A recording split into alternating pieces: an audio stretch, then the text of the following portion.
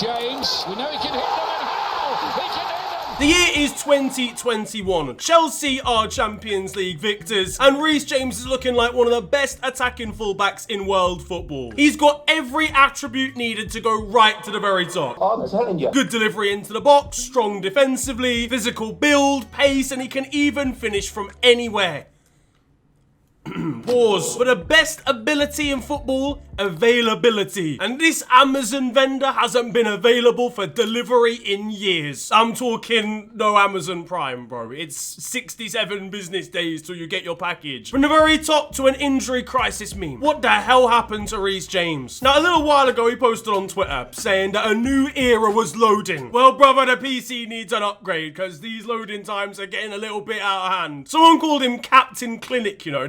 This is crazy. It's rude. It's out of pocket. At least there's a community vibe, though, you know, between himself and Romeo Lavia after spending 364 days of the year in the medical centre together. You know what, actually, yeah? Turn this into a business venture. If he started selling match-worn kits of his own, that's a rarity now for him to have actually worn it in a match. It's like a shiny Charizard. Like, I don't even think the kit man remembers what his number is anymore. Now, I'm being rude because it wasn't always like this with Reece James. 2-3 years ago, the conversation was Trent Alexander-Arnold, Reece James, or Aaron Wan-Bissaka. Now, retrospectively, Aaron Wan-Bissaka's gone West Ham and he's looked a lot more comfortable than he was at United for the 80% of the time he was there. But at the very least, Reece James and Trent Alexander-Arnold actually showed the ability that they were going to go right to the very top of the game. I'm talking Champions League winners. I'm talking starting for England. I'm talking being one of the best in their position in the entire world. But at points, they have been there. And I feel like Reece James's trajectory was always that, even from the very start. Obviously, impressed coming through at a ridiculous generation of Chelsea youngsters. The Cobham contingency, if you will. The Chelsea Travago champions, alright? There were youngsters in that batch that were always going to make it to the very top, and Reece James, definitely one of the most exciting of those. But before he broke through, he had a loan spell at Wigan Athletic, which I think really showed the ability that he was going to go on to have. It was the 2018-19 season with Wigan Athletic down in the Championship. He impressed massively. I think he even might have captained them at one point during a loan spell, which is absolutely mental for a loanee and a player at such a young age. I remember him scoring an absolute screamer for them as well, and genuinely just always looked like he had the mindset and the actual physical and technical capabilities to be a Premier League player the very next season. And that's what would happen in the 2019-20 campaign. Eventually, when he got over an ankle injury, I know, shock. He missed the start of the campaign. We're talking 6-7 games at the start of the year, but he'd start to ease himself into the starting 11, helped not only through the promise that he'd shown on his loan spell and obviously with the Chelsea B team in the Premier League 2 and in the UEFA Youth League as well, where Chelsea have always shone. Again, great youth setup that they have over there, but also because of a transfer embargo that Chelsea were given back in 2019. They were banned from signing players at all for 2 transfer windows based off 150 rule breaches against FIFA laws when it pertains to like under 18 players. So either way, Chelsea were done. Alright, they had to rely on the young players that they already had, and it saw us introduced to the likes of Mason Mount in a Chelsea shirt, Tammy Abraham, Fikayo Tomori was thrusted into the spotlight, and alongside them, Reece James as well. But the 2020-2021 season was absolutely pivotal, because now Chelsea could bring in a few players, and they did that to bolster their team massively, whilst also keeping a pretty decent core of the youngsters that had just helped them to an against all odds Champions League spot the season before. It's all of those youngsters, but it's now also Thiago Silva, Kai Havertz, and Hakim Ziyech, and that stability and improved quality would be massively helpful for Reece James, who'd played 32 Premier League games in a massively standout campaign for him. He was the obvious choice at right back. No one was getting near him in terms of place in the starting 11, and he was obviously a fan favourite due to his Cobham connections. 47 games in all competitions, a Champions League trophy at the end of the year after a 1-0 win versus Man City, and no real massive concerns of injury problems. But into the 2021-22 season, and things are starting to change a little bit. We're seeing a little drop off in terms of game time now. 12 games missed in the Prem altogether, but not like a drop off in terms of ability, not even slightly. His goal contributions for the season were absolutely mental, 14 in total, which is very impressive for a right back that isn't Trent Alexander-Arnold. And by that I mean Trent, you're expecting, especially during this era, to just swing crosses into the box. He takes set pieces. He was obviously going to get a crazy amount of assists or goals per game, especially because of how high Liverpool's wing-backs played. Chelsea were playing a 3 at the back, which meant Reece James could get forward a lot, but again, it was very impressive impressive and like stand out statistics. But second half of the season, massively interrupted. Missed the entire FIFA Club World Cup, missed all of January because of a hamstring injury, then a muscle injury in March, then another hamstring injury in April, and overall it was just very stop-starty. But now it's 2022-23, and it's getting a little bit unacceptable now. The name starting to make sense, because this guy's got Reese's peanut butter cups for hamstrings. 16 Premier League games only this time around, and this also coincided with the start of the Chelsea banter era. Fuck Chelsea. Chelsea shit. So there wasn't much in terms of attacking output and a general struggle to find form, which didn't help the situation. A knee injury in October saw him miss 6 games in a row in the league. Then he came back for 1 game to injure his knee again and then miss another 7. Then 2 more hamstring injuries during the course of the year. That's 4 injuries in total, with one of them ruling him out of the entire last 7 games of the season. The business end of the campaign in a season where Chelsea has struggled so much. Now, 16 league games in a season is not that bad if you're doing it 1 in 4, maybe even 3 years. And you've definitely got injury problems if it's once in every 3, but for Reece James, coming off the back of a few injury problems, you've got to bounce back with more games next time around. Spoiler, it didn't happen. That's not what occurred in this storyline. The 2023-24 season comes about, and it's even worse somehow. 10 league appearances in total, missing through huge problems, surgery as well. He plays a combined 421 minutes. That's pretty much the equivalent of 4.5 games of football in the Premier League in a year. Now, a couple of suspensions didn't really help. A red card on the final day added insult, quite literally, to injury. And even to start this campaign, he's now out again with a thigh injury, which is even more problematic for Chelsea because Malo Gusto, the backup, is also out injured as well. They're basically running with 1 right back at a time, given Reece James's injury record at this moment. The last time he played a football match was on PS5, bro, pro clubs, and the loading times were still bad then, like genuinely bad ping and connection. To be fair, Reece James's cheese and hamstring versus Luke Shaw's Weetabix ankle would be a battle for the ages. I'm just concerned, man. He posted a tweet about see you at 5:30 Blues before a comeback game, and then he was gone by 5:37. He's gonna pull his thigh, groin, and shoulder blade 6 minutes into his comeback. And with all the chopping and changing in terms of personnel and playing staff at Chelsea right now, I don't even think he's met all the players, and he's the designated captain. Do you honestly think he knows who Renato Vega is at this point? I spoke with him in the elevator yesterday. We met in the hotel. Who the fuck is that guy? I barely even know who Renato Vega is at this point. And I'm fit and healthy, that's a lie. I've got chronic asthma. The sad thing about the storyline so far, Reece James is still relatively young. We're not talking about an injury-ridden player who's got to the end of his career and we're thinking, oh, what could have been? Oh, you're still playing? But I don't want that for Reece James. I don't want him to be a streets won't forget player. He's way, way, way too good for that. When fit, he is a top 3 Chelsea footballer as of right now, so easily. Well, actually, no, what am I even talking about? As if Chelsea have got an abundance of good players. He's right up there at the top and would be for the entire league as well. Most teams in world football would kill at least 3 civilians for a fully fit Reece James all of a year. But at this rate, it's going to take some divine intervention, like Jack Wilshere speaking to him in a dream. The worst part of it is, it isn't his fault. You know, he seems like a sound lad, and he's obviously a very good footballer with all the attributes that are required to be the best right back in the world. But as I said at the start of the video, availability is the best kind of ability. There's no point you being around, being paid on those wages, and there's no point talking about someone being the best in their position if they're never ready to play there. It kind of begs the question what the reason is behind the injury problems. I know sometimes it's just either a combination of bad luck or just something that can't be explained, or it's just something biologically where a player is more prone to pulling a muscle because they're just not as strong as other footballers, etc, etc. But there's got to be something with Reece James where we just need to be a little bit calmer in terms of bringing him back. Like whether he just needs a little bit more time in terms of physio or recovery when he's actually getting back from an injury. Because so many times with him, we're talking about setbacks. It's like Luke Shaw as well, where someone's about to come back and then suddenly like a week before they're fully fit and ready to go, they just get injured again for 5 more weeks and the cycle continues. He obviously had surgery last year, which will hopefully solve some sort of long-term or potential for a recurring injury like moving forward. But now he's starting the year with a totally separate injury and problem that he's never had before. People often point to his extremely physical build and whether that puts like too much pressure on like parts of his body. I don't necessarily think that's the case. I think you have quite stocky footballers, like generally speaking, but then also in his position where you're constantly bombing up and down the wing, especially as an attacking fullback or even a wing back in a 5, he's got to be bursting away acceleration wise. There's gonna be a lot of load on his legs at all times. So maybe that is a contributing aggravating factor. But either way, literally for his own sake and also for his mental health, which he's talked about on Twitter before when it comes to the injury problems that he's experienced, I really do hope that he's able to get even just like a bit more game time this season. I'm talking even a 20 Premier League game campaign. That would honestly be improvement and progress from where Reece is at the moment. Would inspire some level of confidence into him being able to get through an entire season without injury problems, because that's what he needs. If this campaign is like last campaign, he's actually gonna get overtaken by Malo Gusto in terms of like the pecking order, which sounds crazy to even think about because,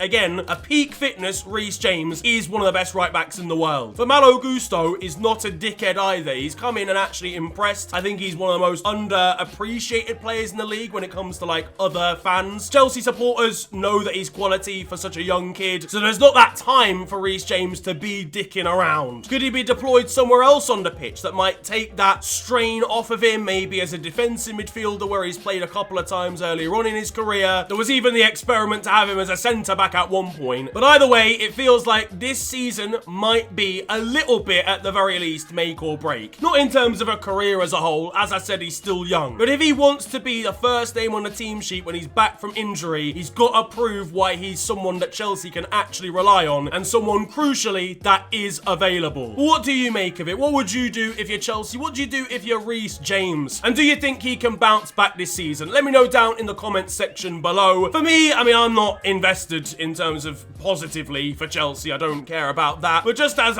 from one person to another that's clearly had some level of struggle with the injuries that he's been going through, I do hope he can just get a good run in the Chelsea side, maybe even get a run in the England side for a bit, and just get some level of confidence, because he deserves it as a footballer. If you have enjoyed this video though, feel free to slap a like on it, and of course subscribe if you're new to the channel. You can also follow me on social media. It is @officialfng on Twitter and on Insta. But it's been a pleasure ranting at you guys today. Have a wonderful day, enjoy yourselves, and goodbye.